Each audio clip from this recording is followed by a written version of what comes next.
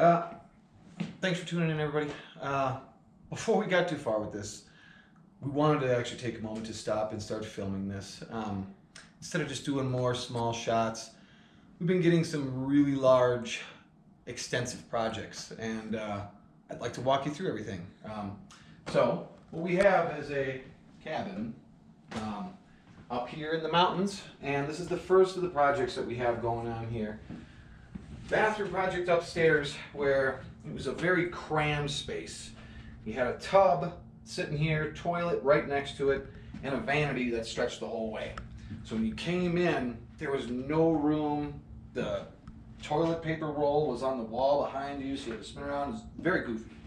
So we're still going to keep this where a tub will go in here and then we'll tile up on the sides, and we'll get to that, but it's unique what you find. See, here's it says dead, but you still always should put something in the box, period. Because if somebody ever energized this down the road, not knowing any better, now you've got an energized line that's just over the wall. And, you know, that's kind of in a box, but it's just, I'd much rather swing that down in there or whatever. But we've got some stuff to dig apart over here beforehand. But over here, what we did is we moved the toilet over here, and the closest I could get it was 18 inches to the center of the rough-in. You're looking for 12. I personally always try to err for more like 12 1/4. I just hate having a toilet end up being so close, because if your wall is tipped, if something's gone on, it's gonna hug. So we went with a 6 1/4 inch, or 6 inch, sorry, 6 inch bump in, so it left me with 12 1/4 inch rough-in. So we lost a little square footage, but what we've gained now is the layout is toilet coming this way with a 30-inch vanity over there. It's going to give us room for a sizable trash can, and this is going to be so that they have room to deal with bathing kids. So this is really more about the function of the space versus, you know, trying to make it too high end. We'll get there. So what I've got though there is vanity light used to be here. So we're moving this over, but I'm going to get up in the attic and drop this line down. Everything's still pretty rough right now, but the plumbing is perfectly roughed in for a 24-inch vanity. So that being 12 on center and 4-inch offsets for the valves, and toilet valve is in place as well. So I think that pretty much covers us for what we're doing in here. Also, I'm gonna remove that vent. We're gonna be patching this piece of floor in. Obviously, we can't leave that. So we're gonna, and you'll see why. I'll take you downstairs and show you why we're losing the vent. But technically, we're supposed to still have a heat source in here. So what we're gonna do is remove this standard exhaust fan and put in a light heater and exhaust fan combo. So it's it'll actually have 3 switches that go to it. So we'll still be meeting that happy code of there's heat source for this room, exhaust, and an extra light. So next projects go downstairs. This is a bit more custom. First thing we did was we've pushed this wall over to tighten it up. It had such a big gap you could lose your hand in between the wall and the staircase. So that looks much better. This will be a little bit more of a unique side here. We'll think about how to dress that up. But the project starts here as a pretty much top to bottom full makeover. The texture on the wall might be a little tough to show up, but it's very rough. It's probably the whole previous homeowner somewhere along the way had done it. So we've got stuff to patch up. But for the most part, what's out here is a skim coat, be new paint, new texture. Softening this in here so that it's as tight as it can be, come up, and then the wall comes straight over. Soften will come underneath here and travel down. What we've done is we've taken this staircase that dropped all the way down and cut the under part of it and framed this in, so now they've got kind of an underside for storage space. Plus it makes this hallway feel less like a hallway. It opens up, it feels that you've got some breathing room right away, where it doesn't feel like you walk down this long hall, because you'd have bedroom door, closet door, and it used to end right here. So it was a very long scope, but now it's got more air to it. So you come out here and see the floor drain used to be right about there. And so since this is all going to be open and we want to floor it all in, we moved it over. This is just that first wave of self-leveler, so it's still pretty rough. But we'll get that all smoothed out and perfect. But now this will be inside the framework for a utility closet that'll keep the water heater inside, and then we will have a separate closet here for the furnace. So my goal here is to have the soffit travel down and meet the same corner, so it'll be a very sharp looking layout. So we've got a bedroom that falls a little short on meeting the classification of a bedroom, being that we don't have a window, but it's what it is. So what we'll do for here is we have this big 8-foot opening, which we're going to carve into a 6-foot opening, so it'll leave 1 foot of space where we could have some built-in shelves, whatever. But a nice full-length closet there, leaving beds to be over there, and the door itself swinging in, light switch on the side. It's a pretty standard little space here. So it'll come out to here like this, and then you have the door come across, hinge like this, so it'll swing open like that. Switch will still stay on this side. Lots to move around with the electrical. Right now it's really just been about pulling it all apart. There's wires going everywhere.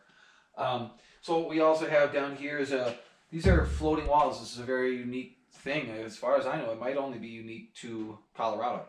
But this allows the slab to heat, what's called heave. The whole thing can actually lift up, and it can jack your whole house all over the place. But doing it like this, these 60D nails act as a channel for it to compress and lift up into, and if you do it real solid, it's a very strong structural wall.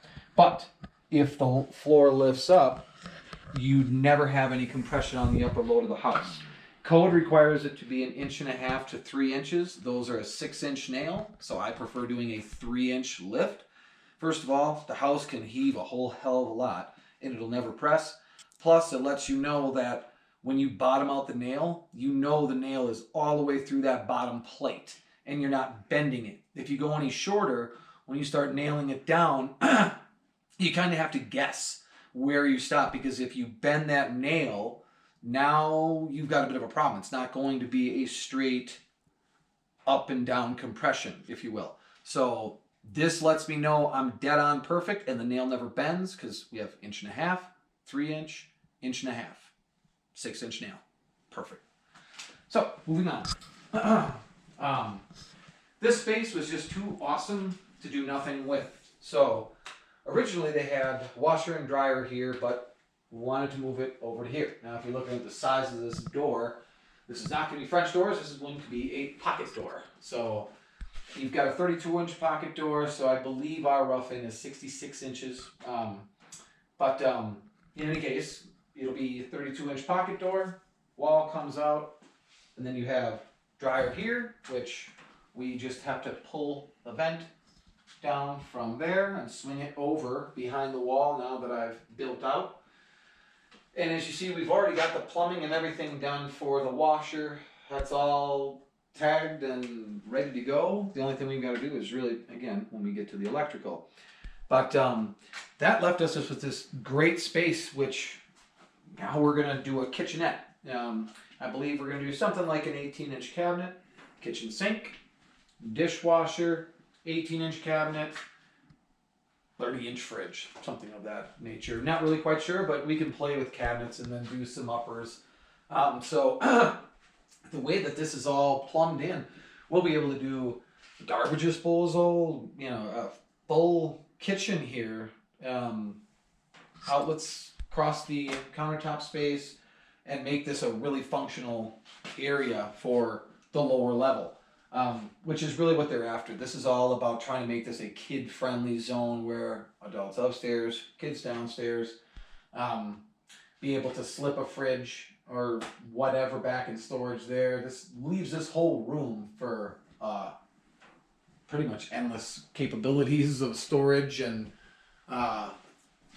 whatever else they'll decide to do. But all of this gets boxed in, even that radon pipe that comes out of the ground there, all that will be behind the wall entirely, and we'll swing this meter, the radon meter, over on the other side so it hides off a little bit better. But then we come lastly into the bathroom project. This is where I always enjoy being able to have freedom in design. This initially had a 3-door system: door, door, and door. Now, we get kind of a crisscrossing chaos, and originally we had thought about doing a pocket door that slid through so that doors could open and be no problem. But that left us with a really small, in this way, shower. It was still 5 foot long, but you're really only going to have maybe 30 inches, and that just really starts to feel, it just feels tight. And so we've got some changes that we've made to that. One of the things I would love to see is I want to tear this wall apart. I need to at least go back another 35 or so inches and make sure that I don't have a beam, because I can't cut that out. But if I've got the room, I could put a pocket door on this side, have this still be a door that swings in, and then this door here, I could have it swing open into the wall here. So this bedroom used to have a 4-foot closet, and it went around the plumbing here, which I had to do a considerable amount of reframing. So we've boxed in the joists, got joist hangers on there, Tico nails. Everything's really been done just how you want it to be to hold a structural load. So we've moved this out to a 5-foot closet. So that allowed us to get very unique and custom with this. The shower is 5 foot, and now that we've opened this up from a 4-foot to a 5-foot, it allowed me to push the inner pan from that 30-inch all the way to 42 inches. The curb on the shower pan is about 2 inches, so you're going to be sitting really close to a 40-inch inside pan. And this ledge here will have 2x4s that run the 1.5-inch direction that go up to complete the flush inside of the closet, but then it will leave us with a really nice ledge, a nice 4-inch ledge. So we got 5.5 inches here minus the 1.5 inches. We have a nice 4-inch ledge, and we're going to build a bench in the corner here at that perfect height, so it's kind of a perfect armrest. And the goal is to probably have a wall sprayer that you could take a wand off, kind of a wand sprayer that we'll install back in this corner. And there's going to be a rain system that comes out of the ceiling, spray over. And not quite sure if we're going to go with that yet, but my hope is we can do 3 horizontal or vertical wall sprayers. So they're one about here, one about there, and one about there, that you could angle back to where you're sitting here. So we would have to install what's called a diverter system, and it's a 6-way diverter system. So you can have just the shower head, just the wand, or just the wall sprayers, or a combination of each, but not all 3 at the same time.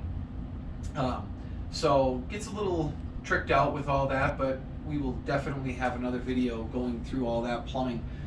This is definitely where I really enjoy remodeling projects, because we can just get nuts in here. So we're going to do heated flooring.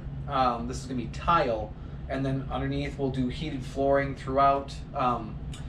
You will be looking at what's called semi-frameless glass doors, the sliding glass doors for entering into the shower. Haven't gotten exact on the trim color we're going to be using, but I imagine it'll be a matte black or an oil rub bronze, something like that. That's kind of the more higher up trendy color right now. This is basically the end of where we're at right now at this point for development. Like I said, we've got a ton of other unique framing that's gone on, but I promise to keep videos more updated moving forward, so you can kind of stay with the current. And as you see, there is so much PEX lines, and that was because this used to be a basement where everything ran underneath the floor joists. Well, I didn't want to lose all that ceiling height by having to frame everything down. So I cut out all the copper pipe, and we even cut out the vent that he's showing you up there as well, and had to run that into the floor joists just so that we were able to maintain as high of a ceiling as we can and not give it that finished basement type of a look. So you'll get to see more of the little clever ways I'll come up with to disguise what we're doing in here, and hopefully be able to apply those tips yourself. So till then, we'll be in touch. How's that sound?